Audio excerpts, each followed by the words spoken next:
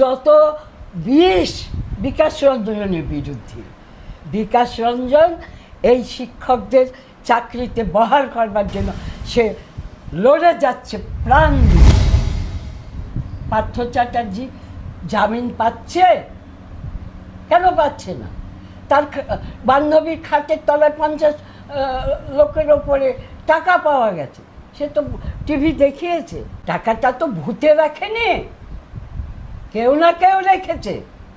তাহলে সে কে বলো?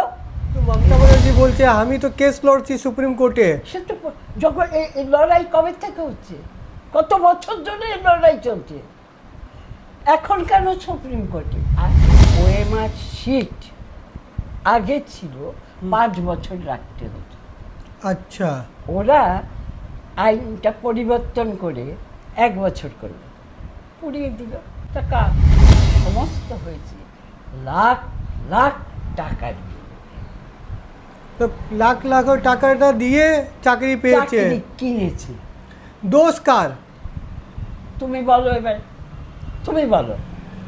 মমতা ব্যানার্জির আন্ডারে এসএসসি, স্কুল সার্ভিস কমিশন, মধ্যশিক্ষা পর্ষদ, দুটা স্বশাসিত সংস্থা, কিন্তু এগুলো নিয়ন্ত্রণ করে তো গভর্নমেন্ট। হ্যাঁ, তাহলে ওরা যে পরীক্ষা নিয়েছে, পরীক্ষা নেওয়ার পর কি হয়? পরীক্ষায় কে কত নম্বর পেল সেটা লেখা হয়, তাই তো? তাহলে তার থেকে কে ভালো রেজাল্ট করলো, কে খারাপ রেজাল্ট করলো, কে 0 পেল, কে হাইয়েস্ট মার্কস পেল, সবই তো ওখানে থাকবে। ঠিক আছে, ওরা এইরকম রেকর্ড রাখে। এখন এরা দেখেছে এই যারা পরীক্ষার্থী, যারা যোগ্য পরীক্ষার্থী, মানে পরীক্ষা দিয়ে যারা নিজেদেরকে প্রতিষ্ঠিত করে, তারা দেখেছে যে এই শিক্ষক নিয়োগে অনেক অনৈতিক কাজ হয়েছে। কি অনৈতিক কাজ হয়েছে? যে 0 নম্বর পেয়েছে, দেখা যায় সে 53 নম্বর। আচ্ছা, 53। 0 যে পেয়েছে তার নম্বর হচ্ছে 53। তাহলে ম্যানিপুলেট। ঠিক আছে, সময় পার হয়ে গেছে, প্যানেলে নাম নেই, প্যানেল বহির্ভূত টিচার নিযুক্ত হয়েছে। দুর্নীতি।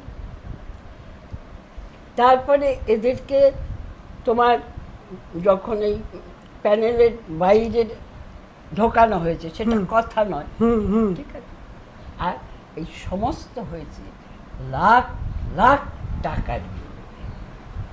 তো লাখ লাখ টাকাটা দিয়ে চাকরি পেয়েছে, চাকরি কিনেছে। দোষ কার? তুমি বলো, এবার তুমি বলো। ব্যবস্থাটা কার হাতে? রাজ্য সরকার। তবে তাহলে তা এখন যখন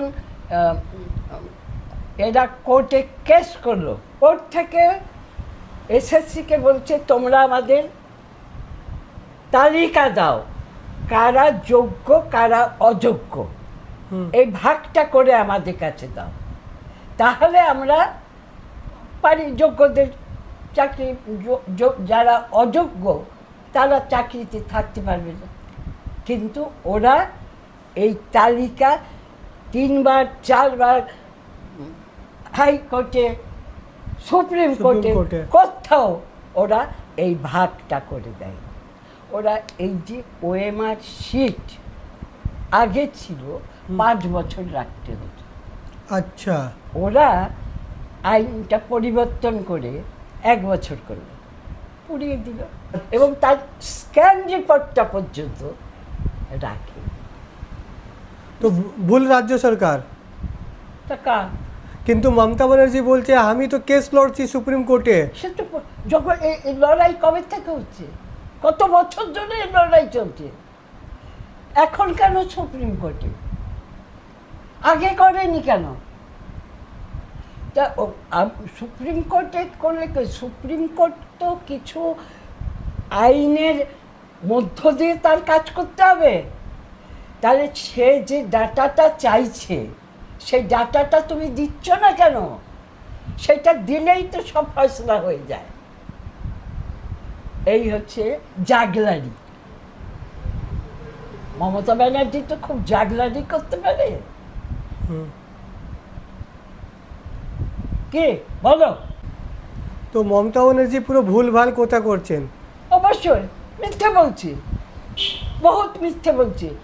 শিক্ষকদের মিথ্যা প্রতিশ্রুতি দেয়, বারবার দেয়, কিন্তু সেই প্রতিশ্রুতি কার্যকর করে। উনি বলছেন কি সিপিএম এর নেতা বিকাশ রঞ্জন ভট্টাচার্য কোর্টে গিয়েছে। হ্যাঁ, যত বিষ বিকাশ রঞ্জনের বিরুদ্ধে। বিকাশ রঞ্জন এই শিক্ষকদের চাকরিতে বহাল করবার জন্য সে লড়ে যাচ্ছে প্রাণ দিয়ে। মমতা ব্যানার্জির এটাই কৌশল। সে নিজেকে এবং তার দলের যারা মন্ত্রী শান্ত্রী ওই সব ইসের এসএসসি বলো মধ্যশিক্ষা বলো এইসবের যে কর্তা ব্যক্তিটি, তাদেরকে বাঁচাবার জন্যে, তাদেরকে রক্ষা, তাদের এই পার্থ চ্যাটার্জি জামিন পাচ্ছে কেন? পাচ্ছে না। তার বান্ধবীর খাটের তলায় 50 লোকের ওপরে টাকা পাওয়া গেছে, সে তো টিভি দেখিয়েছে জেলখানে। কিন্তু উনি তো বলছেন এই টাকাটা আমার নেই। আমার নেই তো কার? বলে দাও। বলে দিচ্ছে টাকাটা তো ভূতে রাখেনি, কেউ না কেউ রেখেছে। তাহলে সে কে বলো? তা তো বলছে। পার্থ চ্যাটার্জিকে কিভাবে দেখছেন? কিভাবে দেখবে? উনি চোর।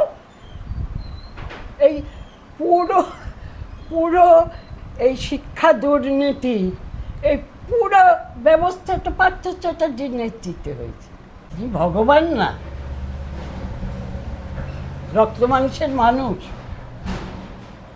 লোভ সামলাতে পারেন। কত জেলে গেছে, কতজন। মানিক ভট্টাচার্য প্রাথমিক সংসদের সভাপতি ছিল, সব কটা জেলে। এমনি এমনি জেল থেকে তো বাইরে এসে গিয়েছেন। সে এখন যদি সিবিআই যদি যথাযথ তথ্য সময় মতো কোর্টকে দিতে না পারে, কোর্ট কী করবে? সে তো তথ্যের ভিত্তিতে তার বিচার করবে। তা সে যদি তথ্য না পায় তাহলে কী করে জামিন হবে? ये थी कोनिका गांगुली जी, जिन्होंने स्कूल सर्विस कमीशन में हुए धांधली को लेकर राज्य सरकार को जिम्मेदार ठहराया है। सुप्रीम कोर्ट के जरिए 26,000 टीचरों की नौकरी कैंसिल कर दी गई है। उसको लेकर इन्होंने नाराज़गी जाहिर की है और कहा है कि इसका असल दोषी पार्थो चटर्जी हैं, जो पूर्व शिक्षा मंत्री भी थे और तृणमूल कांग्रेस के जनरल सेक्रेटरी भी। हमारे इस वीडियो को अगर आप फेसबुक और यूट्यूब पर देख रहे हैं तो हमारे पेज को लाइक करें, वीडियो को ज़्यादा से ज़्यादा शेयर करें।